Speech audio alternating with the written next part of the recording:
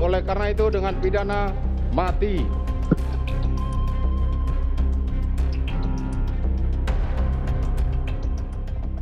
Mahkamah Agung menganulir vonis mati Verdi Sambo dalam kasus pembunuhan berencana Brigadir Yosua Huta Barat menjadi seumur hidup. Ini menjadi akhir dari proses penetapan hukum Sambo CS, di mana vonis sudah berkekuatan hukum tetap sehingga bisa langsung dieksekusi.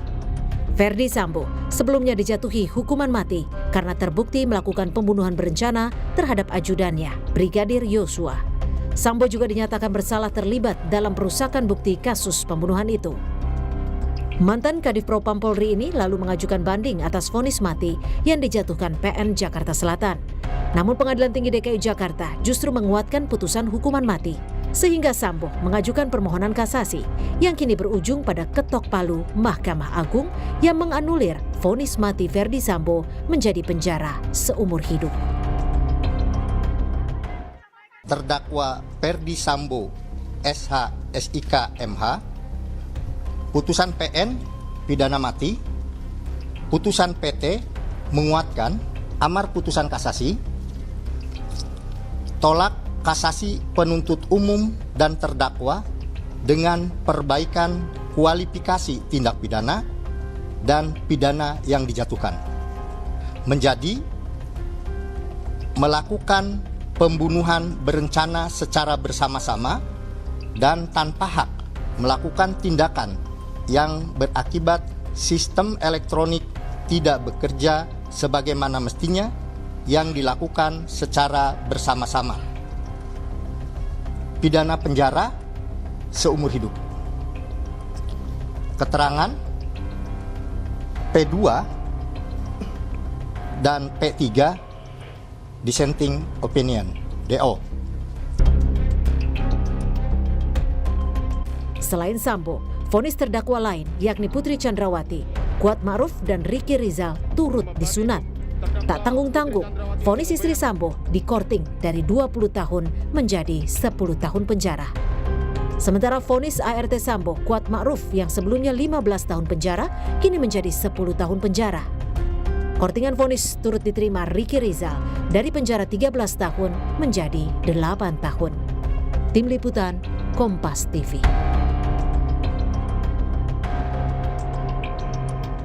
Kita akan bahas bersama Prof. Hipnu Nugroho, Guru Besar Fakultas Hukum Universitas Jenderal Sudirman. Selamat malam, Prof. Hipnu. Selamat malam, Mbak. Prof, apa sebenarnya sih pertimbangan hakim kemudian menganulir vonis mati dari PN Jaksel yang juga dikuatkan oleh Pengadilan Tinggi? Saya rasa ini adalah pertanyaan besarnya. Iya, jadi begini, memang agak aneh ya, karena pertimbangan putusan tadi yang dibacakan oleh juru bicara tadi adalah menolak dan mengadili sendiri terhadap yang tadinya.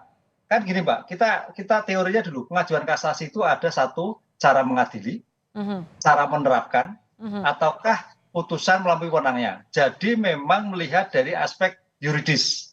Jadi judek juris istilahnya kalau anak mau hukum. Kalau yang kemarin judek faksi. Nah, kalau melihat data tadi, sepertinya kok bukan juris ya, tapi fakta. Nah ini kayaknya putusan ini agak menjadikan trouble ya. Trouble artinya bertentangan sekali. Kalau memang itu bersama-sama, ada kehendak sama, berarti hukumannya tidak ringan dong.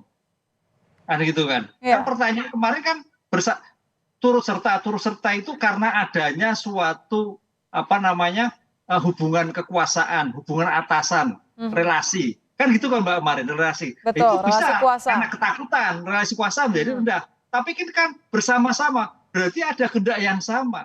Kalau kehendak sama berarti niatnya sama. Niatnya sama berarti hukumannya ya tinggi kan gitu. Kenapa rendah? Ini saya kira menjadi problem nanti dalam eksaminasi kita sebagai masyarakat akademisi. Oleh karena itu ya kalau seperti yang disampaikan tadi kayaknya bertentangan sekali dengan apa yang disampaikan di dalam putusannya. Sehingga lebih ke arah logika lebih baik pada PN apalagi PT menguatkan. Itu Mbak arahnya. Sehingga putusannya tetap sama. Kalau ini kan menjadikan bersama-sama tapi hukumannya dikurangkan. Aneh. Kan gitu loh. Karena di dalam bersama-sama itu berarti ada kehendak sama. Ada suatu kehendak sama, kemauan yang sama. Padahal kemauan sama itu turut serta itu kaitannya ada adanya terhadap suatu relasi kuasa. Oke, bahkan tadi di pernyataan sebelumnya ada salah satu faktornya adalah ada 2 hakim yang kemudian memiliki dissenting opinion gitu. Anda sepakat bahwa merasa aneh ketika harusnya ini adalah sesuatu yang dilakukan bersama-sama, tapi kok kenapa justru malah dikenakan atau diringankan vonisnya? Menurut Anda kemudian apa yang terjadi di antara para hakim ini? Ya, dissenting opinion tadi 2 hakim menyatakan pidana mati, 3 hakim menyatakan seumur hidup. Jadi kalau kita ambil pilihan suara, menang yang seumur hidup. Kan itu, Mbak. Oleh karena itu suatu yang sangat menarik sekali perubahan hukuman ini gitu. Tapi begini, Mbak, itu kalau kita lihat keadilan. Kalau kita lihat dalam suatu aspek hukum murni, kan hukuman yang bisa realistis ya hukuman seumur hidup. Artinya apa? Bisa dieksekusi. Kan itu. Kan hukum itu harus selesai. Pertanyaannya, Mbak, kalau pidana mati, kapan eksekusi mati? Indonesia itu ada ratusan pidana mati, tapi tidak dieksekusi. Tidak mati-mati, Mbak, khusus narkotika. Ini juga. Tapi kalau seumur hidup, bisa langsung dieksekusi. Artinya, dalam aspek hukum selesai. Gitu, Mbak. Makanya disebutkan kemudian ingkrah dan bisa dieksekusi. Tapi kan ini tidak berarti kemudian berhenti. Artinya masih ada sebenarnya hal terakhir yang bisa dilakukan oleh para terdakwa. Oh. Karena dalam upaya hukum banding, upaya hukum kasasi itu merupakan upaya hukum biasa. Merupakan hak daripada para tersangka terdakwa. Tapi nanti ada upaya hukum luar biasa yang masih diperbolehkan ketika ada bukti baru. Artinya nanti Pak Sambo, ada bukti baru nih. Bisa juga menjadi seumur hidup menjadi 20 tahun. Bu Putri juga perannya yang tadinya 20 menjadi 10. Bisa juga lebih ringan. Nah, peninjauan kembali ini juga suatu ajang bagaimana paling tidak memperingankan hukuman. Karena hukuman peninjauan kembali itu tidak bisa putusannya sama. Harus putusannya lebih rendah. Nggak bisa putusannya lebih tinggi.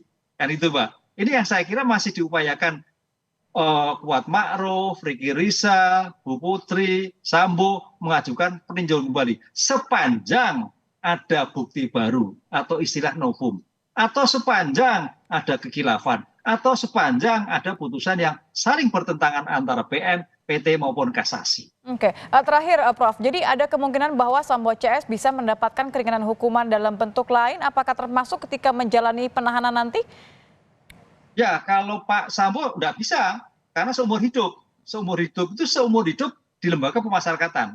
Kecuali nanti Pak Sambo mengajukan PK dan PK-nya dikabulkan menjadi pidana waktu. Misalkan 20 tahun, itu hak-haknya persis sama dengan terpidana lain. Ada remisi, ada bebas bersyarat dan sebagainya. Nah ini yang saya kira masih diperjuangkan oleh Pak Sambo dan lainnya. Baik, terakhir berarti kalau kita melihat masih ada upaya hukum, tapi bagaimana pendapat Anda soal faktor keadilan tadi, khususnya kalau kita lihat Putri yang vonisnya ini di korting paling besar ya, 50% dari 20 menjadi 10 tahun. Singkat saja, Prof. Ya, betul. Memang ini tidak memberikan suatu keadilan. Gini, Mbak, keadilan ada beberapa pendekatan ya. Pendekatan bagi si korban saya kira sama sekali nggak adil. Keluarga Yosua sama sekali nggak menerima putusan seperti ini. Kemudian keadilan bagi masyarakat demikian juga. Tapi namanya hukum, namanya pemidana itu ada 3 dimensi. Ada retributif, rehabilitatif, maupun restoratif. Khusus Pak Sambo, karena itu kejahatan berat, adalah retributif, artinya pembalasan. Ya paling tidak memang seumur hidup atau pidana mati. Tapi yang lain kalau bisa rehabilitatif. Saya melihatnya artinya apa? Oh, Bu Putri punya anak, punya keluarga. Sehingga dengan 10 tahun itu bisa melakukan pembinaan anaknya. Kan suaminya sudah pidana seumur hidup. Demikian Kuat Ma'ruf, demikian Rizky Rizal masih bisa berbaik ke depan untuk menjalani kehidupannya. Ini yang kadang-kadang pertimbangan pemidana itu ada 3 kemungkinan tadi. Baik, terima kasih Prof. Hipnu Nugroho, Guru Besar Fakultas Hukum Universitas Jenderal Sudirman sudah bergabung bersama kami di Kompas Malam. Selamat malam, Prof.